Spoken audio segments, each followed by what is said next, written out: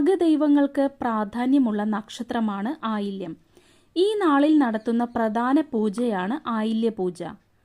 എല്ലാ മാസവും ആയില്യം നാളിൽ ആയില്യപൂജയും മറ്റു വിശേഷാൽ പൂജകളും നാഗസന്നിധികളിൽ നടക്കാറുണ്ട്.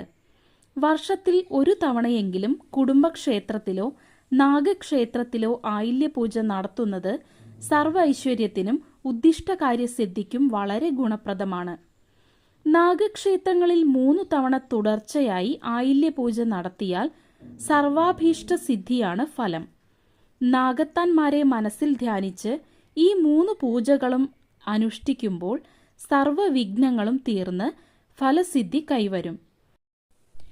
സർപ്പദോഷ പരിഹാരമായി നടത്തുന്ന വഴിപാടിന്റെ സമാപന പൂജ അതാതു മാസത്തെ ആയില്യം നാളാണ്. മംഗല്യഭാഗ്യത്തിനും സർവാഭീഷ്ട സിദ്ധി